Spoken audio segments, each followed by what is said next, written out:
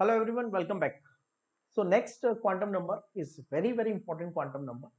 थोड़ा conceptually इसको ध्यान से समझना पड़ेगा. That is angular quantum number represented by L. ठीक है. Idea कहां से आया? This idea was proposed by Sommerfeld. सबसे पहले ये आइडिया को सोमरफेल्ड ने प्रपोज किया.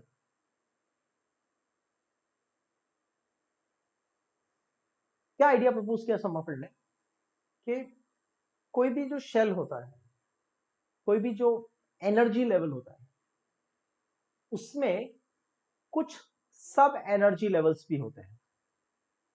मतलब किसी शेल में, जैसे सेकंड शेल में सपोज 8 इलेक्ट्रॉन्स हैं, तो सभी 8 इलेक्ट्रॉन्स की एनर्जी, ध्यान से सुनना, suppose in an element in the second shell there are 8 electrons. Out of those 8 electrons, all 8 electrons will not be having same energy. There will be some difference in their energy, not very large difference in the energy, but yes, there will be some difference in their energy. Right? Modern model of atom में बताया कि जो energy का difference है second shell के 8 electrons की, सभी 8 electrons की एनर्जी, हम ऐसा नहीं कह रहे कि all 8 electrons are having different energy. No, I am not saying that. First की एनर्जी अलग, सेकंड की अलग, थर्ड की अलग, ऐसा नहीं बोल. लेकिन कुछ ग्रुप्स हैं, कुछ बाइफर्केशंस हैं, कुछ डिमार्केशन है. Right? Certain electrons are having one set of energy and certain electrons are having other set of energy. ठीक है. So what is the meaning and on what factor does it depend? तो basic idea ये है कि second shell के या किसी भी शेल में इलेक्ट्रॉन फाइंड होने की जो प्रोबेबिलिटी एरियाज होते हैं, उनकी शेप अलग अलग होती है, आपको पता है.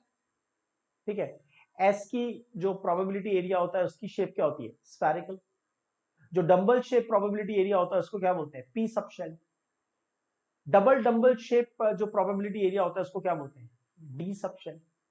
और थोड़ा कॉम्प्लेक्स शेप जो है, उसको क्या बोलते हैं? F sub shell. तो उन्होंने कहा कि सपोज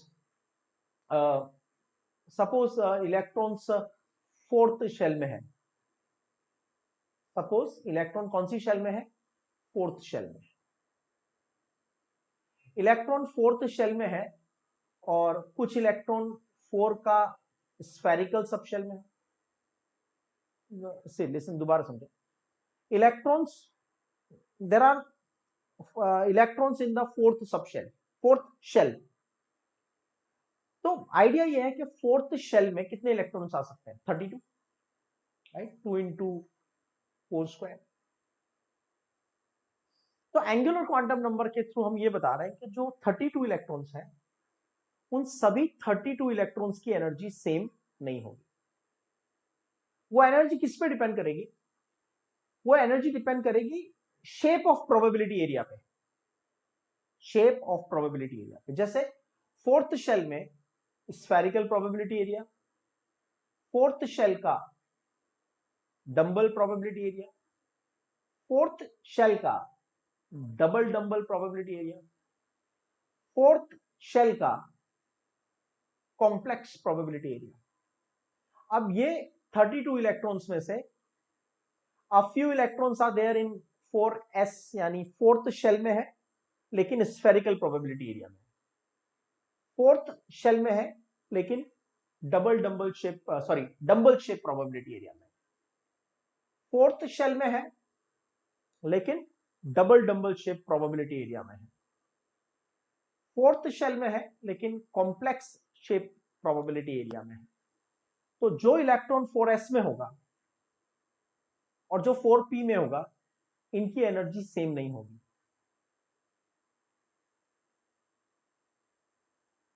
तो जो SPDF है, जो शेप ऑफ प्रोबेबिलिटी एरिया है, हम उनको बोलेंगे सब शेल. और इन सब शेल को रिप्रेजेंट करने के लिए, SPDF को रिप्रेजेंट करने के लिए हम एक नंबर यूज करेंगे.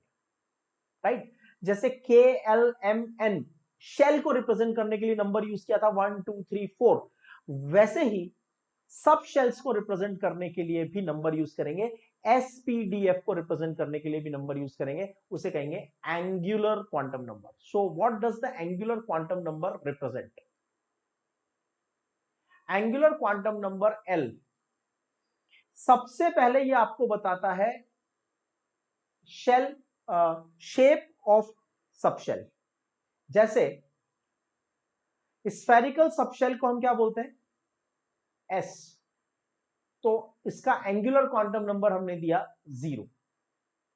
तो जब भी मुझे एस सबशेल को रिप्रेजेंट करना होगा, मैं एल की जगह पे लिखूंगा 0। ठीक है। Suppose electron is in K L M, electron is in M shell and S sub shell में है। इलेक्ट्रॉन कहां है? Third shell, K L M, third number के प्रोबेबिलिटी एरिया में, एम शेल में है। और उस एम शेल में भी उस प्रोबेबिलिटी एरिया की शेप क्या है? Spherical, S sub shell. तो मैं इसे क्वांटम नंबर्स के थ्रू कैसे बताऊंगा?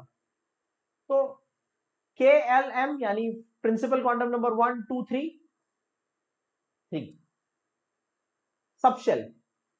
ठीक है। एस सब शेल के लिए हमने क्या नंबर यूज किया है? 0। तो अगर मैंने कहा इलेक्ट्रॉन के जो क्वांटम नंबर्स हैं वो 3 0 हैं, इसका मतलब इलेक्ट्रॉन थर्ड शेल में है, थर्ड एनर्जी लेवल में है, और वहां उसका जो प्रोबेबिलिटी एरिया है वो स्फेरिकल है। और आगे बढ़ते, जो डंबल शेप है, P sub shell, dumbbell shape, उसको नंबर दिया 1। डबल डंबल शेप का जो डी सब शेल है उसको नंबर दिया 2। और जो एफ सब शेल है उसको नंबर दिया 3। तो प्रिंसिपल क्वांटम नंबर के बाद एंगुलर क्वांटम नंबर की वैल्यूज क्या होती है?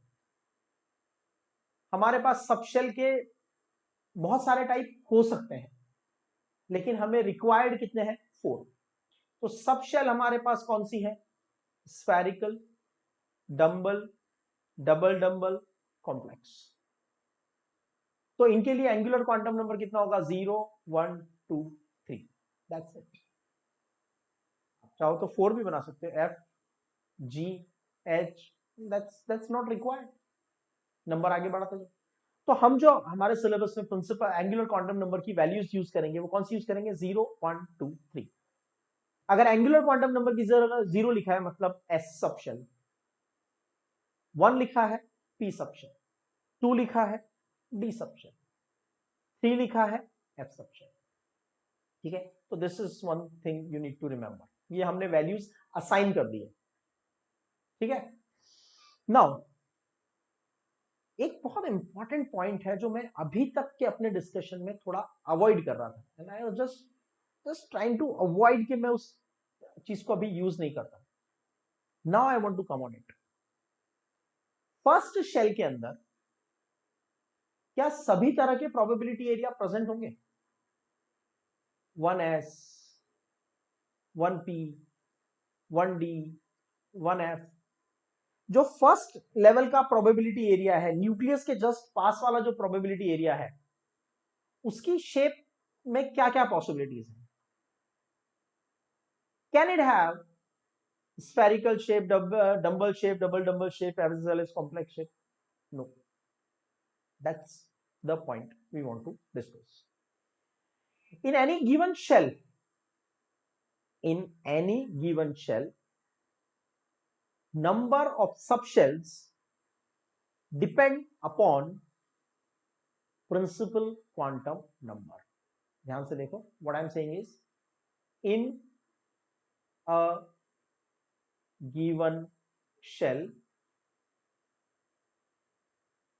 number of subshells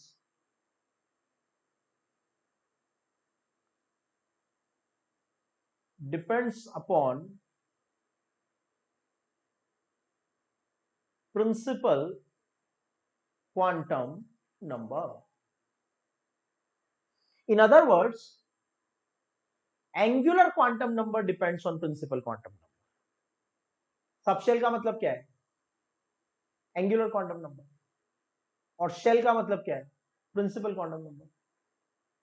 तो किसी भी एनर्जी लेवल में, जैसे सेकंड एनर्जी लेवल है, तो what would you find there? कितने टाइप के प्रोबेबिलिटी एरियाज मिलेंगे? एस, पी, डी, एफ सब मिलेगा या ओनली एस होगा? कौन डिसाइड करेगा? तो that depends on the principal quantum number. तो पॉसिबल वैल्यूज ऑफ एल कितनी होती है? एल की पॉसिबल वैल्यूज होती है, ध्यान से सुनना, 0 टू n-1।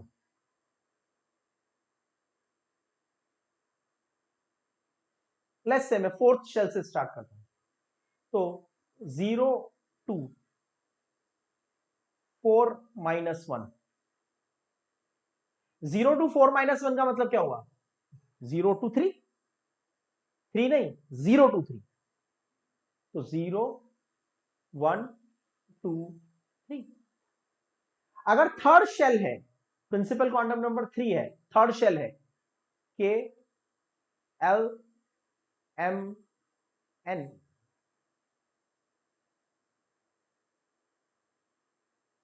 अगर थर्ड शेल है तो उसमें प्रोबेबिलिटी एरियाज की शेप क्या हो सकती है? 0 to 3-1।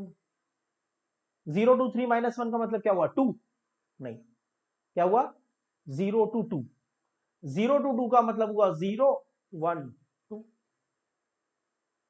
L shell, L shell यानी सेकंड शेल, तो उसमें प्रिंसिपल क्वांटम नंबर 2 है, तो प्रोबेबिलिटी एरियाज की शेप क्या हो सकती है? कौन बताएगा?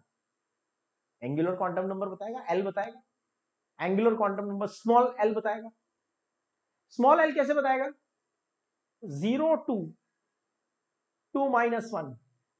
0 टू 2-1 का मतलब 0 एंड 1। फर्स्ट शेल में प्रोबेबिलिटी एरिया की शेप क्या हो सकती है? फर्स्ट शेल में प्रोबेबिलिटी एरिया की शेप क्या हो सकती है? 0 टू 1-1 मतलब 0। मतलब फर्स्ट एनर्जी लेवल में, के शेल में इलेक्ट्रॉन फाइंड होने का जो प्रोबेबिलिटी एरिया है उसका एंगुलर क्वांटम नंबर 0 होता है। एंगुलर क्वांटम नंबर 0 होता है, इसका मतलब एस सब शेल। और आप इसको मोर प्रेसाइसली बोल सकते हो 1s सब शेल, मतलब फर्स्ट एनर्जी लेवल का स्फीयर। ठीक है। Second, 0 and 1।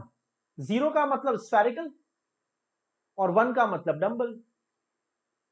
मतलब जो सेकंड एनर्जी लेवल होता है, सेकंड एनर्जी लेवल होता है, उसमें प्रोबेबिलिटी एरिया की दो शेप्स होती हैं, स्फेरिकल एंड डंबल। थर्ड में 0-1-2, 0 का मतलब एस, 1 का मतलब पी और 2 का मतलब डी। तो थर्ड लेवल में एक स्फेरिकल प्रोबेबिलिटी एरिया होता है, एक डंबल प्रोबेबिलिटी एरिया होता है और डबल डंबल प्रोबेबिलिटी एरिया भी होता है। सिमिलरली फोर एनर्जी लेवल में 0 का मतलब एस, 1 का मतलब पी, 2 का मतलब डी, 3 का मतलब एफ। एल की वैल्यूज, एंगुलर क्वांटम नंबर की वैल्यूज। तो हमारे पास फोर्थ शेल में स्फेरिकल प्रोबेबिलिटी एरिया भी होगा, फोर्थ शेल में डंबल प्रोबेबिलिटी एरिया भी होगा, फोर्थ शेल में डबल डंबल प्रोबेबिलिटी एरिया भी होगा और फोर्थ शेल में कॉम्प्लेक्स प्रोबेबिलिटी एरिया भी प्रेजेंट होगा। ठीक है। तो आपने एस पी डी एफ को एल की वैल्यूज असाइन कर दी। L0 मतलब स्फेरिकल, L1 मतलब dumbbell P sub shell, L2 मतलब डी सब शेल, L3 मतलब एफ सब शेल। क्लियर? समझ में आया? ठीक है। अब ये वैल्यूज हमने लर्न कर लिया। अब किसी भी शेल में, किसी भी एनर्जी लेवल में प्रोबेबिलिटी एरियाज की शेप क्या हो सकती है? मतलब फर्स्ट शेल में एसपीडीएफ में से क्या प्रेजेंट होगा, सेकंड शेल में एसपीडीएफ में से क्या प्रेजेंट होगा, थर्ड शेल में एसपीडीएफ में से क्या प्रेजेंट होगा। कौन कौन सी शेप्स होंगी प्रोबेबिलिटी एरियाज की, वो पता चल जाएगा 0 to n-1 करने से। ठीक है, तो फर्स्ट शेल में एक ही तरह का प्रोबेबिलिटी एरिया होता है, सेकंड शेल में दो तरह के प्रोबेबिलिटी एरिया होते हैं, थर्ड शेल में तीन तरह के प्रोबेबिलिटी एरियाज होते हैं, और फोर्थ शेल में चार तरह के प्रोबेबिलिटी एरियाज होते हैं। वो कौन से होते हैं? 0 to n-1। Now the next question which is very important to understand. See, मैंने कहा आपसे कि फोर्थ शेल की कैपेसिटी कितनी होती है, कितने इलेक्ट्रॉन आते हैं? फोर्थ शेल में 32 इलेक्ट्रॉन्स फिल होते हैं। फोर्थ शेल में 32 इलेक्ट्रॉन्स फिल होते हैं। Out of 32, how many electrons will go in S? Spherical probability area में कितने होंगे? डबल प्रोबेबिलिटी एरिया में कितने होंगे? डबल डबल प्रोबेबिलिटी एरिया में कितने होंगे? कॉम्प्लेक्स प्रोबेबिलिटी एरिया में कितने होंगे? How how would you bifurcate them? कैसे डिवाइड करोगे? डिवीजन कैसे होगा? राइट, तो कितने इलेक्ट्रॉन पर सबशेल आ सकते हैं? That is equal to electron in subshell is equal to 2 into 2l+1। इसको यूज करके आप बता सकते हो, जैसे S subshell, P subshell, D subshell और एफ सबशेल है, इनकी सबकी अपनी अपनी कैपेसिटी है इलेक्ट्रॉन्स रखने की। तो इनका एंगुलर क्वांटम नंबर कितना होगा? एल का वैल्यू 0, 1, 2, 3। तो कैलकुलेशन क्या होगा? 2 into 0+1 that is equal to 2। मतलब कोई भी स्फेरिकल प्रोबेबिलिटी एरिया हो, 1s, 2s, 3s, 4s, 5s, किसी भी शेल का स्फेरिकल प्रोबेबिलिटी एरिया अगर होगा तो उसमें सिर्फ दो इलेक्ट्रॉन आ सकते हैं। Similarly 2 into 1+1 is equal to 6। जो डंबल शेप प्रोबेबिलिटी एरिया होता है उसमें, चाहे वो किसी भी शेल का हो, 2p में हो, 3p हो या 4p हो, p सब शेल के अंदर, ऑर्बिटल नहीं, अभी तक हम ऑर्बिटल तक पहुंचे नहीं, अभी तक हम शेप की बात कर रहे हैं। ठीक है, तो p सब शेल के अंदर 6 इलेक्ट्रॉन्स हो सकते हैं maximum. 2 into 1+1, sorry 2 into 1। D के लिए एल का वैल्यू कितना होता है? 2। That will come equal to 10 electrons. F 2 into l+1 is equal to 14 electrons. अब एस की कैपेसिटी कितनी होती है? 2। एस का कैपेसिटी 2 और पी का 6। 2 + 6 is equal to 8। Right, 2 S की कैपेसिटी 2, पी की कैपेसिटी 6, डी की कैपेसिटी 10। टोटल कितने हो गए? 18। एस का कैपेसिटी 2, पी का कैपेसिटी 6, डी का कैपेसिटी 10, एफ का कैपेसिटी 14। टोटल कितना हो गया? 32। तो पूरी शेल, पूरी फोर्थ शेल की कैपेसिटी है 32। उसका डिवीजन कैसे होता है? S takes 2 electrons, P takes 6 electrons, D takes 10 electrons, F takes 14 electrons. Right? So that's how we can decide that what are the important informations we are getting from the angular quantum. Further, orbital angular momentum. किसी भी orbital में electron का angular momentum find करने के लिए simple formula है square root of L into l+1 into h/2π। For example s orbitals में या s सबशेल में ऑर्बिटल एंगुलर मोमेंटम कितना होगा? 0 इंटू 0+1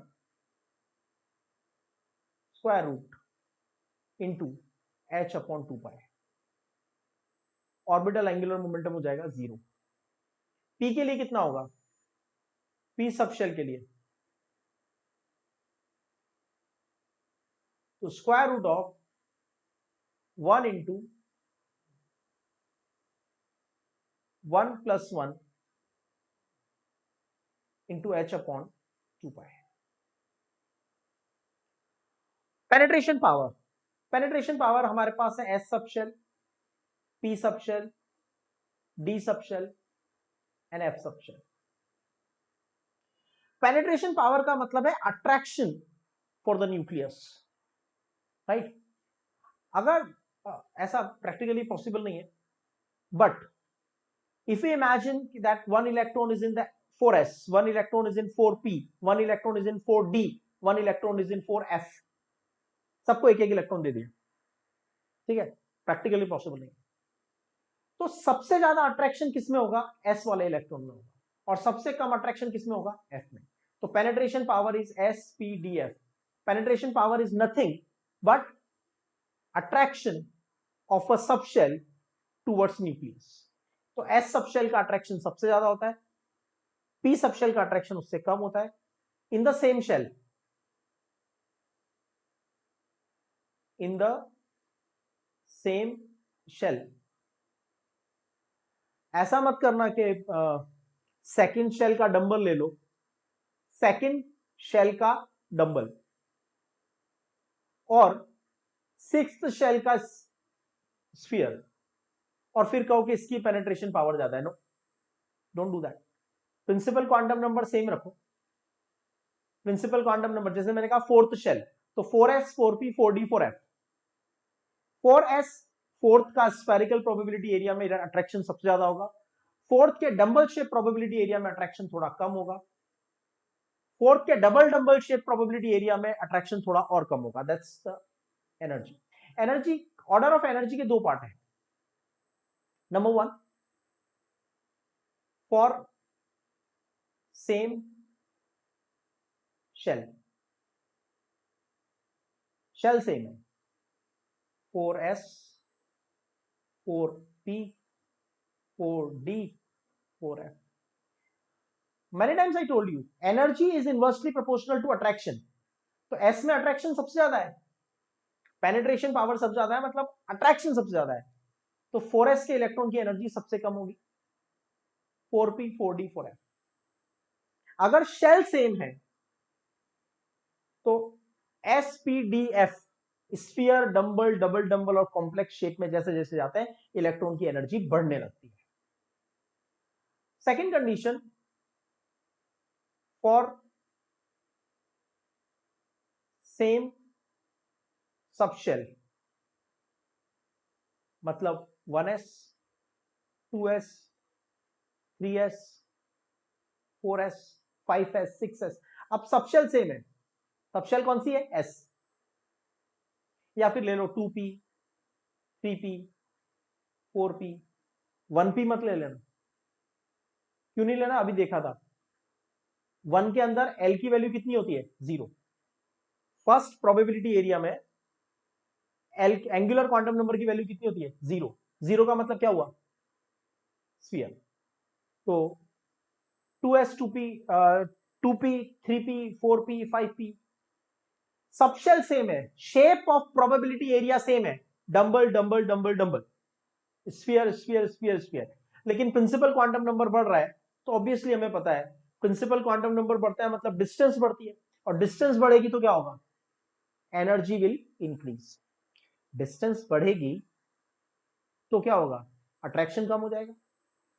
एनर्जी और अट्रैक्शन इनवर्सली प्रोपोर्शनल होते हैं, अट्रैक्शन कम हो जाएगा तो एनर्जी बढ़ जाएगी।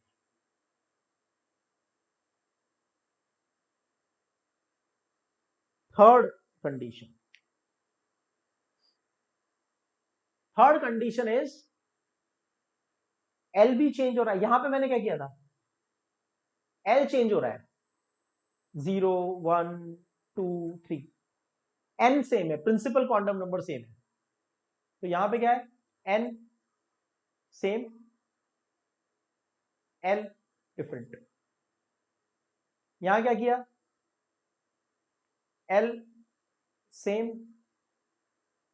And n different. सपोज दोनों डिफरेंट है तो क्या होगा?